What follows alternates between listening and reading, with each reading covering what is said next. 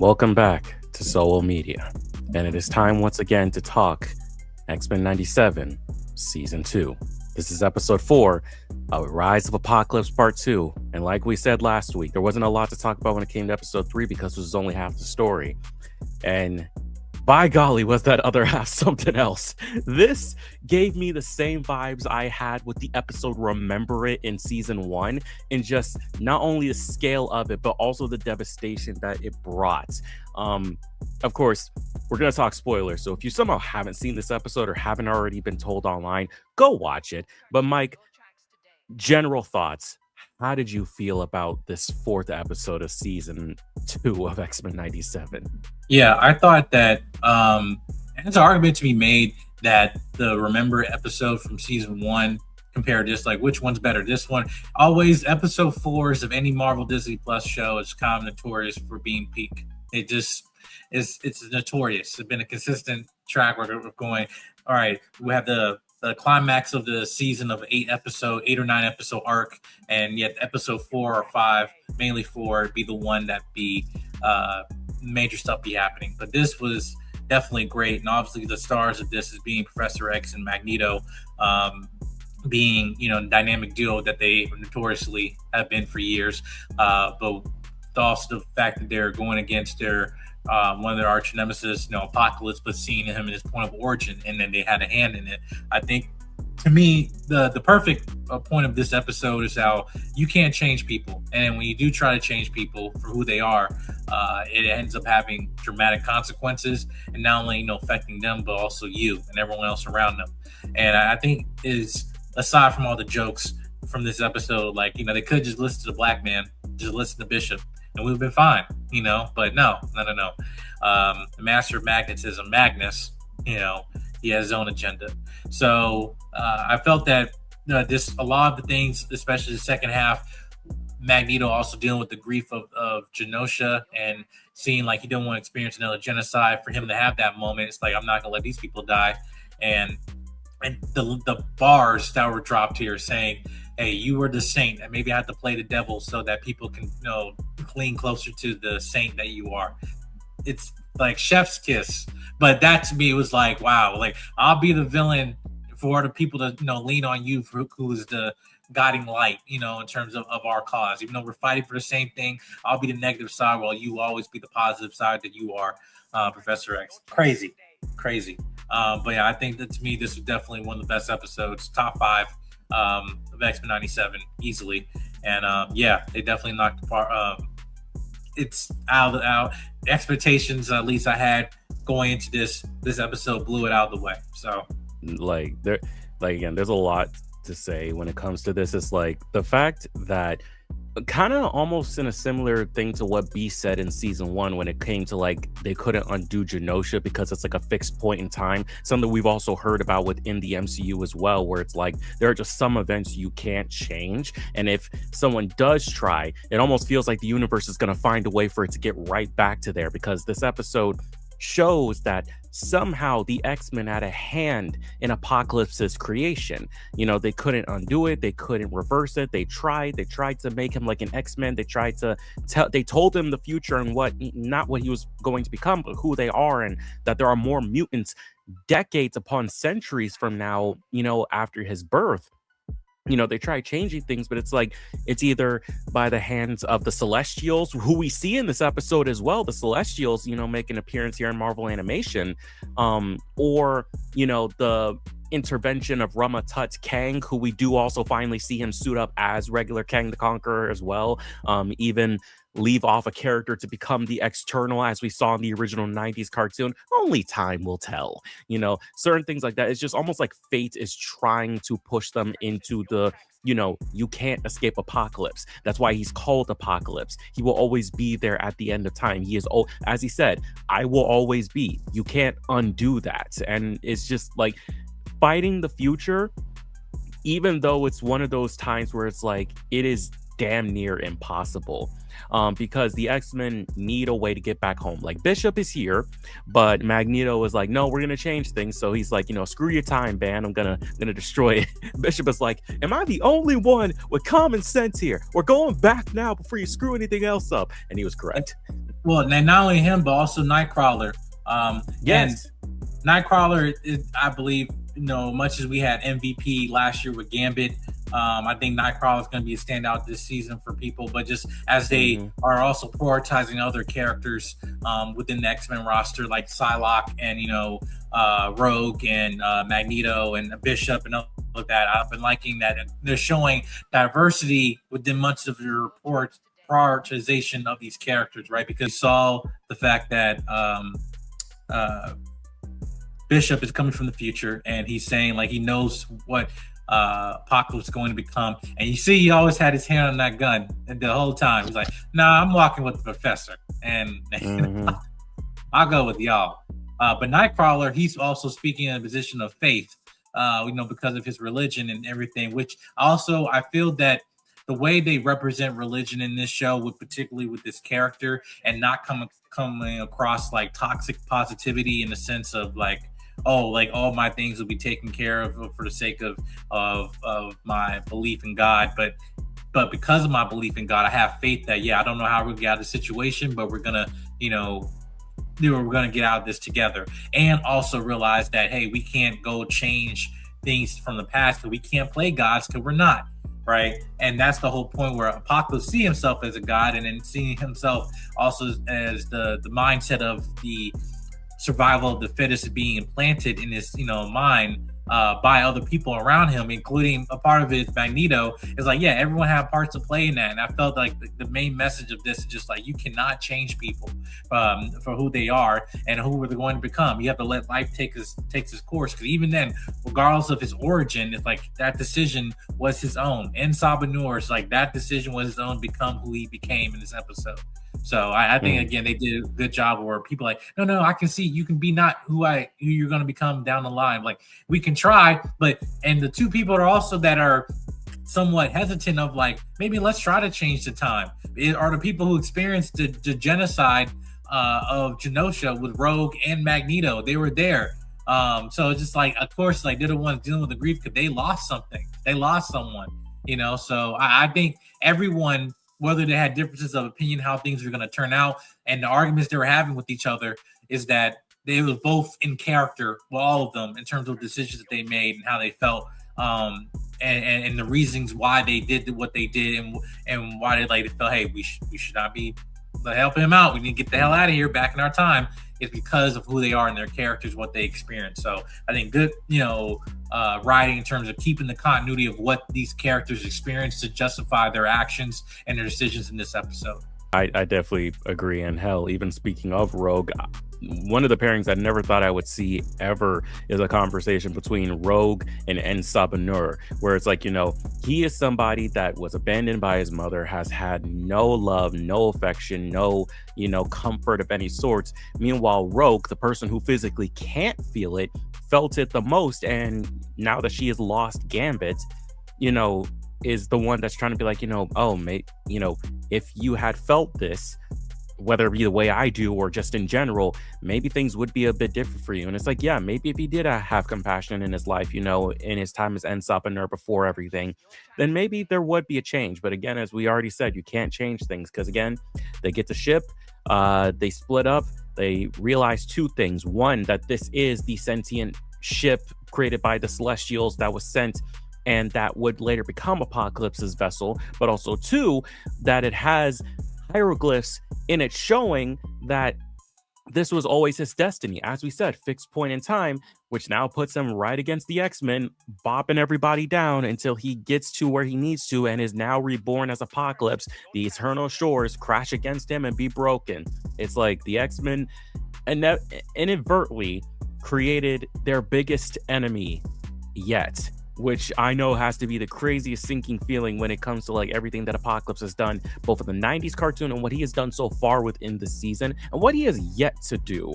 That's the thing. It's like, I feel like there's always going to be the underlining feeling when it comes to these characters now with what Apocalypse does in the rest of the season, that they had a hand in this, especially those who, or the one who decided to, be like, maybe we could change things outside of everyone else. That's like, no, we got to go back.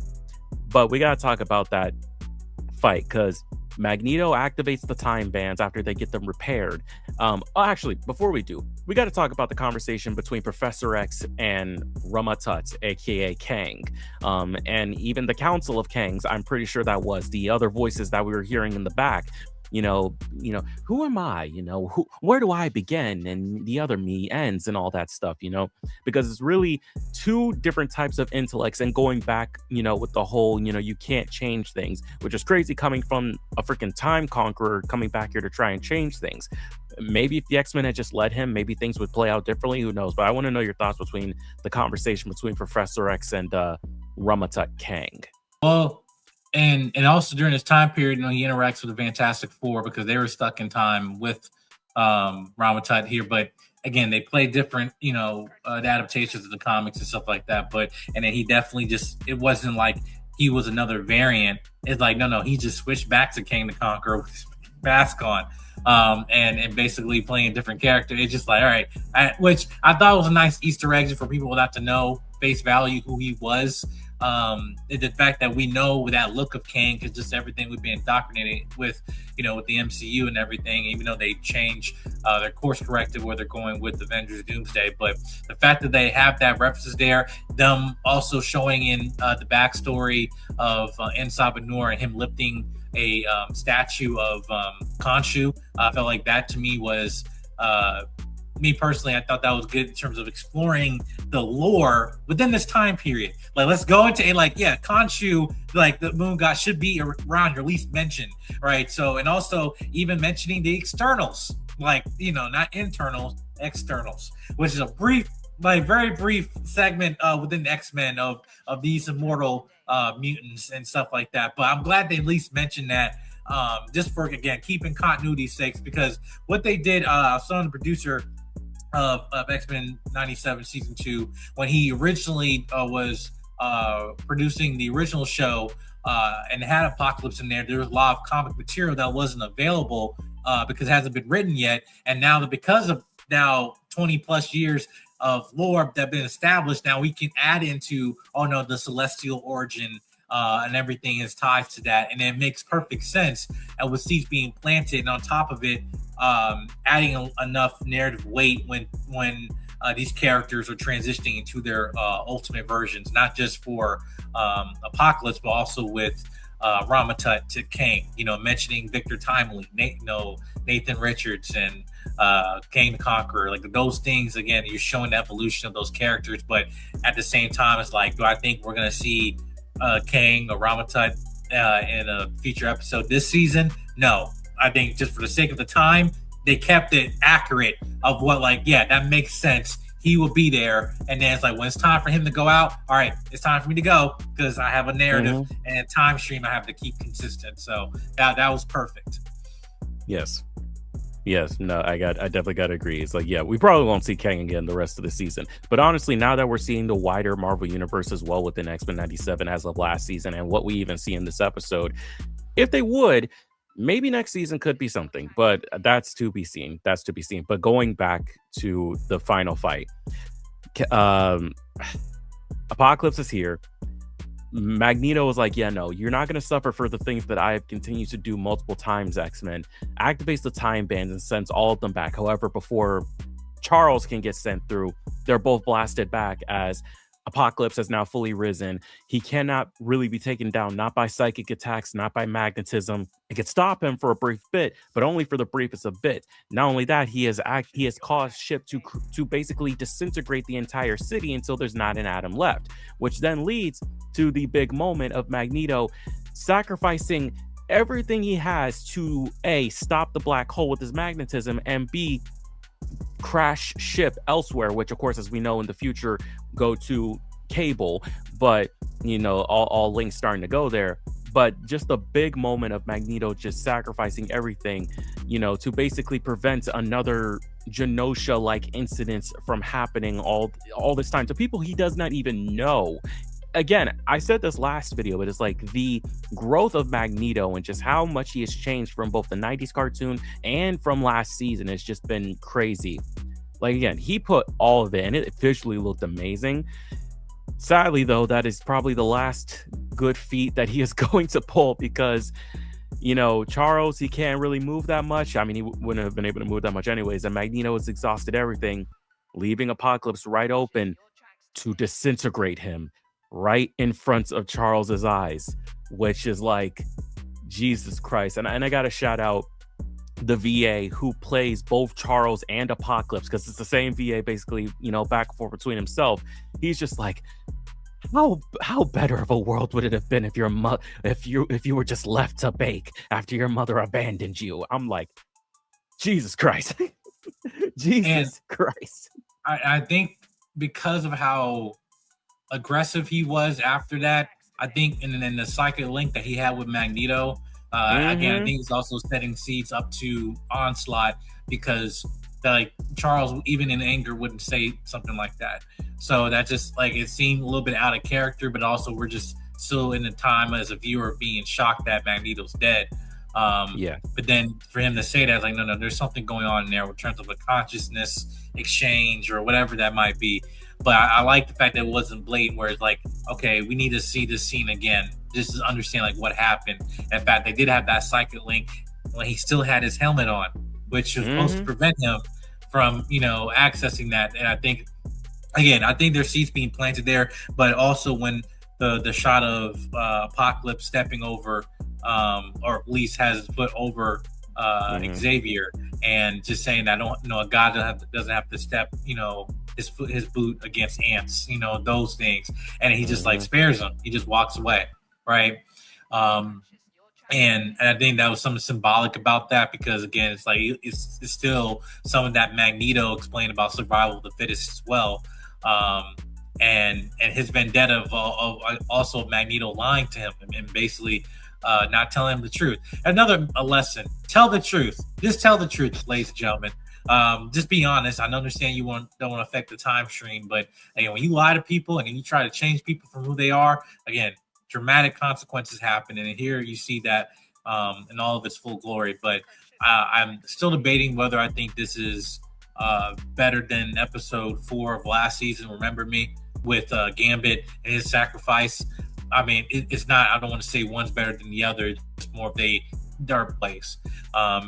So that's the part where me personally, I'm trying to debate which one, but it's just both of these are still cemented in my brain as just one of the best episodes of X-Men animated series, period. So I definitely bravo to them on that, but they definitely delivered. Yeah, no. And I definitely also think that this is definitely planting the seeds. It's like, again, I don't think this season, maybe at the end of it, but definitely season 3, I think, is where Onslaught is coming. Because it's like, if you know how Onslaught works, the seeds have been planted. And with Magneto gone and Charles now just having seen his oldest friend destroyed in his face, I think a lot of things are about to change. I mean, hell, he even echoes the words that Kang said to him, when Bishop comes to get him. We couldn't stop him. We never stop him. It's just like those haunting words. However, that is not the end of the episode, because we get one post-credit scene that shows Logan in London meeting up with Captain America and Black Widow, even, with this lineup, that iconic shot from, a 90s X-Men comic with the 3 of them as well. And even their VAs from What If returning, that being Josh Keaton as Captain America, and the same, VA for Black Widow there as well. And they're handing him a file for Weapon X. Now, obviously, as we know, Logan lost his adamantium claws last season thanks to Magneto. But I think we're about to, and especially since Weapon X, especially within the 90s cartoon, was still shrouded in mystery, because as we said with a lot of things, a lot of history of the X-Men, especially in terms of Wolverine, was not written at that point. It was not cemented in the comics at the point that the show was coming out. Now that we know as much as we do about Logan's past in terms of who he was as a child, the bone claws, his connection with Sabretooth, the adamantium, his time in Japan and all of that, I think now that we have all of that, they have the ability to flesh out what they couldn't before. And so I'm pretty sure, especially looking at the title for next episode, we're going to see Logan and a few others, I think maybe Morph and Lady Deathstrike, and maybe some others as well, looking for Weapon X, not only to figure out Logan's past in full, but also to get his adamantium claws back. How will that all go, and will we get some other appearances that we're not expecting. That is to be seen. I mean, hell, it's kind of funny. This entire show, Wolverine has not been a central focus. Now he finally gets a focus episode that is quintessential Logan and quintessential Weapon X. But of course, we'll have a lot more to say about that when it comes to the next episode, episode 5, because that is it for our talk of X-Men 97 season 2 episode 4. Again, I also don't know if I would place this higher than Remember It. I don't know if I could, but I definitely say that these are my top 2. Probably, yeah, definitely within my top 2 favorite Easily. episodes of X-Men 97 thus far. And that is saying a lot when it comes to just how great this season has been, because this series has been, because it's like those 2 episodes are great. I still always remember the finale of season 1, just like the 3-part finale. That was amazing.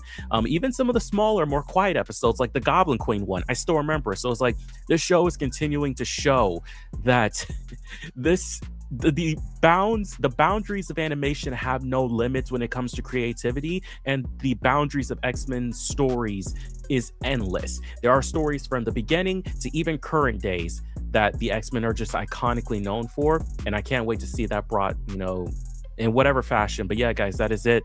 Like, comment, and subscribe. Let us know what you guys thought of episode 4, and tell us, what are you excited for the rest of this season? And do you think Onslaught is coming next season, or do you think it could be another villain, from around the 90s or early 2000s that they might be leaning towards when it comes to season 3 or even season 4, since again both of those are greenlit? But yeah, let us know in the comment section down below, and we will see you guys for the next video and subsequent videos to come. But yeah, guys, peace.